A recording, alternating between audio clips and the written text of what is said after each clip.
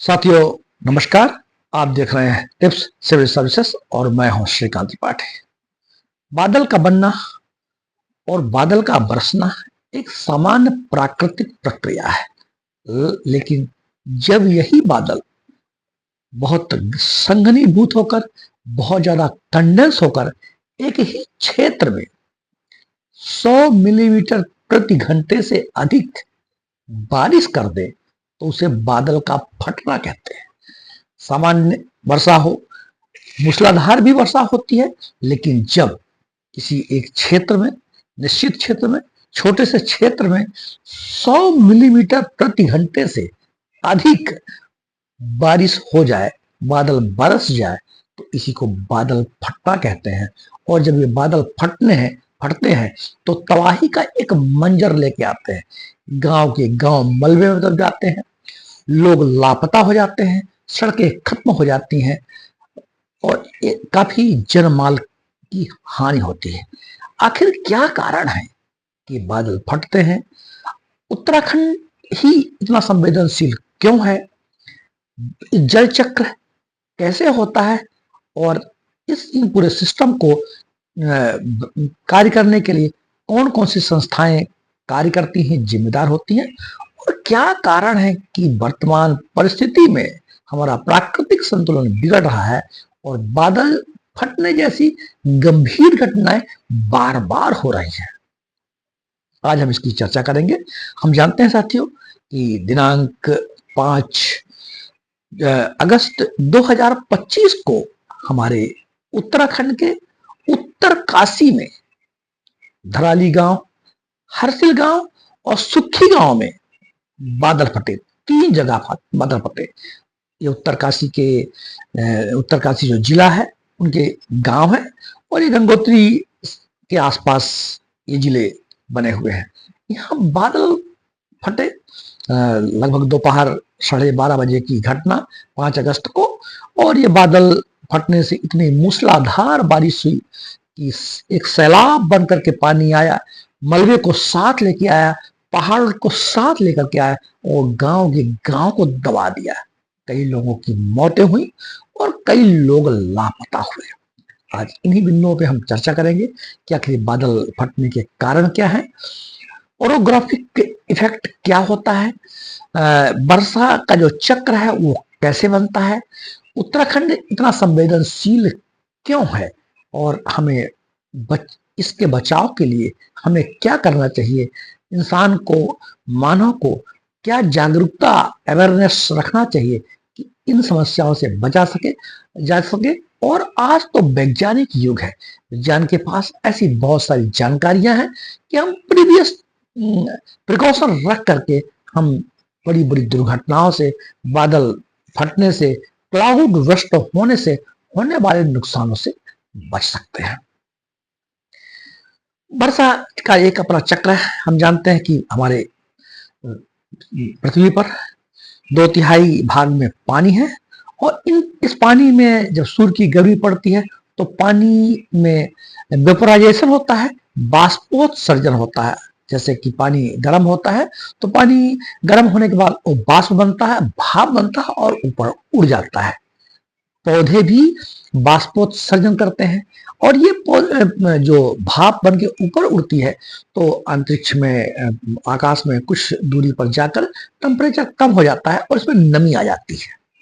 नमी आ जाने से ये बूंद बन जाती है और इस बूंद बनने की घटना को कंडेंस अर्थात संघनन, यानी जो पानी भाप बनकर के पानी बनकर ऊपर उड़ा है, ऊपर गया है, तो वो ठंडा होने पर संघनित हो जाता है या घनीभूत हो जाता है और घनीभूत होकर के बूंदे बन जाता है और इन बूंदों में धूल के कण भी लग जाते हैं जिन्हें एरोसोल कहा जाता है।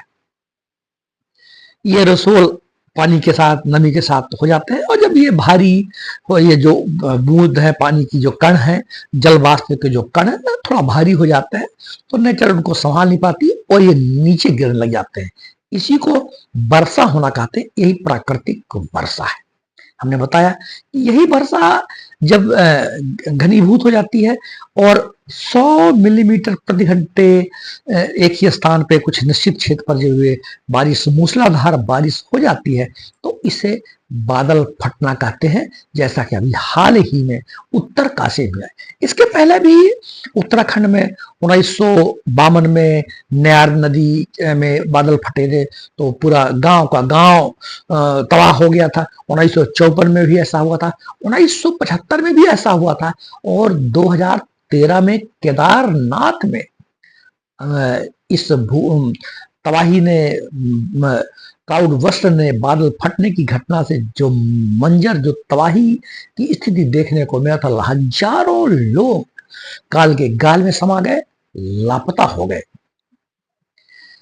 इसका जो बहुत बड़ा जल चक्र को हमने समझ लिया, इसका जो बहुत बड़ा कारण है कि आज ऐसी स्थिति निर्मित हो रही है, उसमें हम जानते हैं कि प्रकृति का अपना एक संतुलन है। इस संतुलन में पेड़ पौधे, नदी, समुद्र और पृथ्वी का अपना जो क्षेत्र है, ये सब अपनी एक संतुलन में, नेचर अपना एक संतुलन बना के चलती है। लेकिन हमारी जो विकास की प्रक्रियाओं के कारण हमने पहाड़ों को खोद डाले, वनों को काट डाले, ना तो आज मैदानों में वन बचे हैं और पहाड़ी क्षेत्रों में भी वनों की कमी हो गई है।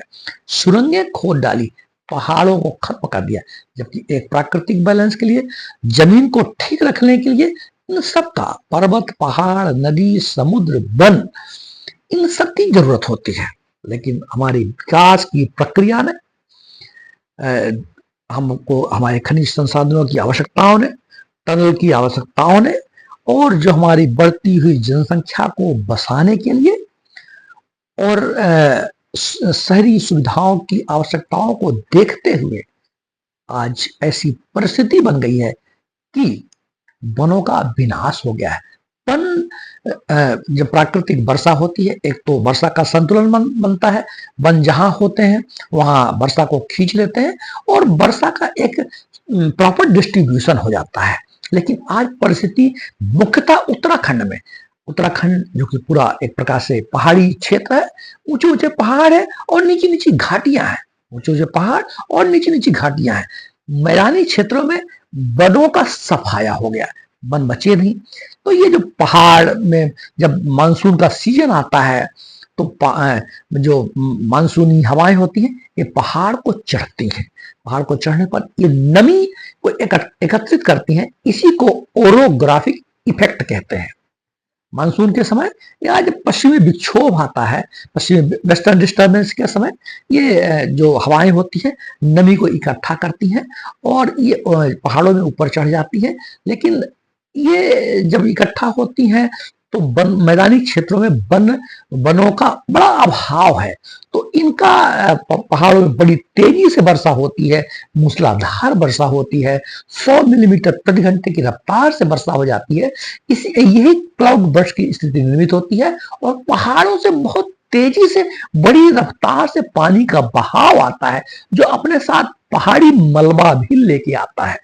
जैसा कि कल पहाड़ के साथ वो सैलाब, वो मलबा, वो पानी खैरी गंगा नदी में इकट्ठा हुआ।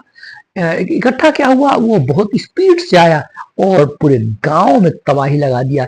देखते देखते मकाने, दुकानें, घर और सड़कें, बस और आसपास की जो सुविधाएं थी, वो सब तबाह हो गई और बहाव में, सैलाब में सब बह गई। धराली गांव गंगोत्री के पास में है और ये बहुत ही महत्वपूर्ण पर्यटन स्थल भी है। लगभग 600 से की आबादी वाला गांव है और काफी टूरिस्ट लोग यहाँ जाते हैं। टूरिस्टों का भी जमावड़ा था, तो जिससे कि जो जनमाल की हानि हुई है। तो ये सब स्थिति देखने को मिली है। जो विशेषज्ञों का मत है कि जो उत्तराखंड में इस तरह के जो बादल फटने की, केदारनाथ में 2013 में घटना हुई, चमोली में भी घटना हुई, और प्रत्येक साल मानसून के सीजन में, वर्षा के सीजन में इस तरह बादल फटने की घटनाएं होती हैं। तो विशेषज्ञों का ऐसा मानना है कि एक तो मैदानी क्षेत्रों में वनों का अभाव हो गया। और दूसरा जो मानसून का जो समय है, मानसून जो सीजन है हम जानते हैं जून से लेकर सितंबर तक चलता है, तो मानसून सिकुड़ गया है। यानी जो 4 माह की बारिश तो हो रही है, तो 4 माह की बारिश 2 माह में ही हो जा रही है। अब जब वो बारिश 4 माह की 2 माह में होगी तो स्वाभाविक रूप से वर्षा बहुत ज्यादा हो जाएगी, बारिश बहुत ज्यादा हो जाएगी। यही बादल फटना है। दूसरी बात, विशेषज्ञों का मत है कि जो टिहरी बांध है, टिहरी बांध चमोली में, गढ़वाल में, ये बांध बड़ा 54 किलोमीटर क्षेत्र में बना हुआ है। तो ऐसा मत है लोगों का कि ये चूंकि ये पूरा पानी का भराव है, और पानी के भराव होने से यहाँ बाष्पोत्सर्जन बहुत ज्यादा होता है, और बाष्पोत्सर्जन से बारिश की बूंदें, जलवाष्प की बूंदें बन जाती हैं। और यही जलवाष्प की बूंदें जो कि नेचर उन जलवाष्प की बूंदों को नियंत्रित नहीं कर पाता, और बादल फटने के रूप में पहाड़ी क्षेत्रों में होती हैं, और मैदानी क्षेत्रों को, आसपास बसे हुए गांवों को प्रभावित कर जाते हैं। तो ये मुख्य मुख्य बातें थी जो बादल फटने की जो घटना थी। हमने बात किया कि इसी तरह की घटना 1952 में, 1954 में, 1975 में, 2013 में केदारनाथ की घटना को कोई भूल नहीं पाएगा। और अभी 5 अगस्त 2025 को उत्तराखंड के उत्तरकाशी में 3 गांव एक ही साथ क्लाउड बस्ट हुआ। धराली गांव, हरतिल गांव, सुखी घाटी ये क्षेत्र हैं।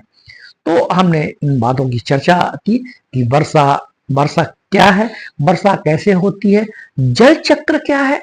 जल चक्र हमने चर्चा किया कि पानी वाष्प बन के ऊपर उड़ता है, फिर नीचे गिरता है, फिर वाष्प बनता है सूर्य की गर्मी पा करके, और ये जल चक्र बनता है।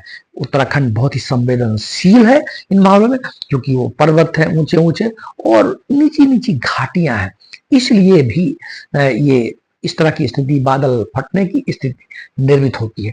तो मैं आशा करता हूं कि ये बादल फटना क्या होता है। बादल फटने का मतलब यह है कि मूसलाधार बारिश। इसको आप इस फैक्ट को, इस तथ्य को अच्छी तरह से समझ लें। बादल कैसे बनता है हमने आपको वो बता दिया, बादल कैसे फटता हमने आपको वह बता दिया, उत्तराखंड ही क्यों इतना संवेदनशील है हमने आपको ये बता दिया। तो मैं आशा करता हूं कि आप ये बादल फटने की जो घटना है उसको समझ गए होंगे। अब हम इन्हीं से संबंधित कुछ महत्वपूर्ण ऑब्जेक्टिव प्रश्न है, तो ऑब्जेक्टिव हमने बहुविकल्पी प्रश्न, समय अभाव के कारण हम वो नहीं करेंगे। हम प्रश्न भी करेंगे, हम उसका उत्तर भी बताएंगे, और उन प्रश्नों को आप उत्तर को अगर आप दिमाग में बैठाएंगे तो जो विभिन्न प्रतियोगी परीक्षाओं में भी आए हुए प्रश्न है, UPSC, MPP, state civil services, MPPSC, और जो भी अदर एग्जाम आप लोग सब देते हैं उनके लिए भी उपयोगी होती है। तो हम प्रश्न भी जो इसको एमसीक्यू आप मान सकते हैं, 4 विकल्प होते हैं, लेकिन हम 4 विकल्प की बात इसमें नहीं करेंगे, हम सिर्फ प्रश्न करेंगे और उत्तर भी हम ही बताएंगे। तो पहला प्रश्न है, बादल फटना किसे कहते हैं। तो बादल फटना हमने अभी हाल ही बताया कि जब बहुत अधिक वर्षा एक निश्चित क्षेत्र में हो जाती है, 100 मिलीमीटर से अधिक वर्षा हो जाती है कम समय में, तो उसी को बादल फटना कहते हैं। बादल फटने के दौरान सामान्यतः कितनी वर्षा होती है। दूसरा प्रश्न है, तो 100 मिलीमीटर प्रति घंटा, 100 मिलीमीटर प्रति घंटा ये होती है। भारत में बादल फटने की घटनाएं मुख्यतः किस क्षेत्र में होती हैं। तो भारत में बादल फटने की घटनाएं मुख्यतः पहाड़ी क्षेत्र में होती है। उत्तराखंड पूरा पहाड़ी क्षेत्र है, हिमालय का क्षेत्र है, और ये जो उत्तरकाशी में, जमोई में, ये ट्रांस हिमालय के दरारी क्षेत्र में स्थित है। ये एक प्रकार का संवेदनशील है, और क्योंकि जो हिमालय अभी मोल्डेड फाउंटेन है, बढ़ता हुआ फाउंटेन है, तो यह टेक्टोनिक्स की स्थिति भी निर्मित होती है, भूकंप की भी स्थिति निर्मित होती है, और क्लाउड वृष्टि की भी स्थिति निर्मित होती है। तो ये तीसरा प्रश्न हमने आपको बताया। बादल फटने का जो मुख्य कारण क्या है। बादल फटने का मुख्य कारण है ओरोग्राफिक इफेक्ट इस उत्तर को आप याद रखिए। ओरोग्राफिक इफेक्ट इसमें कोई कंफ्यूज होने की जरूरत नहीं है। ओरोग्राफिक इफेक्ट उसे कहा जाता है जब मानसूनी हवाएं, जो नमी वाली जो हवाएं होती है, जो बादल पानी बरसाती हैं, जब पहाड़ों को चढ़ती हैं तो ऊंचाई पर जाने पर मौसम थोड़ा ठंड हो जाता है, उनको नमी मिल जाती है। नमी मिल जाने से वो संघनित हो जाती हैं, ज्यादा कंडेंस हो जाती हैं, ज्यादा एरोसोल को मिल जाते हैं, वो भारी हो जाती हैं और एक प्रकार से बादल फटने की घटनाएं घट जाती हैं। उत्तराखंड में बादल फटने से सर्वाधिक प्रभावित क्षेत्र कौन सा है? तो ये उत्तरकाशी और चमोली का जो क्षेत्र है, यही सबसे ज्यादा प्रभावित क्षेत्र है। भारत में आपदा प्रबंधन के लिए कौन सी एजेंसी जिम्मेदार है? बहुत ही महत्वपूर्ण प्रश्न है। तो इसके लिए एनडीएमए जो आपदा, जो हमारे यहाँ डिसेस्टर आते हैं, क्लैमिटीज आती हैं, उनका जो मैनेजमेंट करेगा, तो नेशनल डिसेस्टर मैनेजमेंट अथॉरिटी, भारतीय आपदा प्रबंधन प्राधिकरण, और एसडीआरएफ भी है, स्टेट डिसेस्टर रिलीफ फंड। प्रत्येक स्टेट में है जो ऐसे डिसेस्टर, ऐसी आपदाएं आने पर रेस्क्यू ऑपरेशन और रिलीफ, बचाव और व्यवस्था बनाने का काम भी करती है या फोर्स। तो ये एनडीएमए और एसडीआरएफ, इसको आप याद रखें, स्टेट डिसेस्टर रिलीफ फोर्स, प्रतिक्रिया बल जिसको कहा जाता है। तो यह प्रश्न आपको याद रखना चाहिए। एनडीएमए का एक्ट कब लेकर के आया, ये भी प्रश्न आप इसको भी याद रखें कि एनडी जो डिसेस्टर, कितने कौन कौन से डिसेस्टर इस एक्ट में शामिल हैं, जिसमें रेस्क्यू फोर्स काम करता है, रिलीफ फंड काम करता है, एनडीएमए काम करता है। तो इसमें इसका भी कौन कौन से जो आपदाएं हैं, बहुत तरह की आपदाएं आती हैं, तो किनको शामिल किया गया है, ये सब चर्चा में भी रहा। कुछ राज्य भी अन्य जो भूस्खलन को भी इस कैलेमिटी में, इस डिसेस्टर में शामिल करने की बात की है। तो इन तथ्यों को हम याद कर सकते हैं। बादल फटने की घटना को मापने के लिए किस प्रकार के डेटा का उपयोग किया जाता है? तो बस सिंपल प्रश्न है। बादल फटना तो हम कहां से जानकारी प्राप्त करते हैं? तो सैटेलाइट और राडार से। सैटेलाइट और राडार से। बादल बनने की प्रक्रिया किस पर आधारित है? जल चक्र। जल चक्र, पानी, समुद्रों में पानी है, सूर्य की गर्मी पड़ती है, उड़ता है बाष्प बन करके, बूंदें बनती और पुनः वर्षा, ये प्रक्रिया चलती है। इसी को वाटर साइकिल कहते हैं, जल चक्र कहते हैं। इसको आप डायग्राम बना करके याद कर लें और परीक्षाओं में आप इसको यूज करें। किसी भी प्रकार की परीक्षा दें आप, तो आप इसका यूज कर सकते हैं। पानी किस प्रक्रिया से वाष्प में बदलता है? अभी हमने बताया कि जब सूर्य की गर्मी पड़ती है, या जब भी गर्मी पड़ती है, तो वाष्पोत्सर्जन होता है। पानी, जैसे आप किसी बर्तन में पानी को गर्म करते हैं तो पानी उबलता है और भाप बनता है, यही प्रक्रिया है। इसी को वेपोराइजेशन अर्थात वाष्पोत्सर्जन कहा जाता है। तो वाष्प बन के ऐसी चीज आती है। फिर ये पानी जो वाष्प बनता है तो संघनित होता है, कंडेंस होता है। तो संघनन कब होता है? जब वाष्प ठंडी होकर के जल कणों में, है ना, बदल जाती है, इसमें धूल के एरोसोल मिल जाते हैं, ये कण थोड़ा भारी हो जाते हैं और पानी बरस जाता है। इसी को वर्षा कहना भी कहा जाता है, बारिश होना भी कहलाता है। तो ये महत्वपूर्ण प्रश्न थे। ये 8-10 प्रश्न हमने एमसीक्यू पर आधारित है, इसको आप याद रख लेंगे तो एक बहुत अच्छा टॉपिक आपका बादल फटने के संबंध में। बादल पहाड़ी क्षेत्रों में फटते हैं, उसको ओरोग्राफिक इफेक्ट कहा जाता है।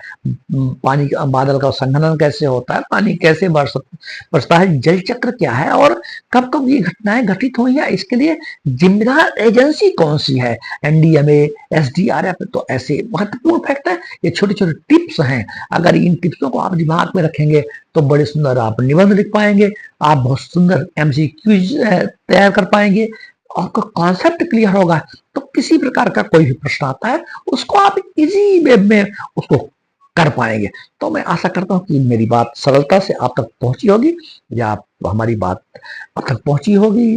ठीक लगे तो आप हमें कमेंट बॉक्स पर अपनी राय व्यक्त कर सकते हैं और यह भी बता सकते हैं कि आखिर इस तरह की घटनाओं से बचने के लिए किस प्रकार की अवेयरनेस मानव में हो, वैज्ञानिक युग में हो, हमारे पास क्या व्यवस्थाएं हों, हमारे पास मौसम विज्ञान विभाग है, IMD है, जब ये सब की डाटा इकट्ठा करता है तो इन सब चीजों को हम जाने, जागरूकता रखें, ताकि हम ऐसी आपदाओं के समय अपने जान की और अपने माल की, अपने देश की, अपने लोगों की रक्षा कर सके। जय हिंद, जय भारत।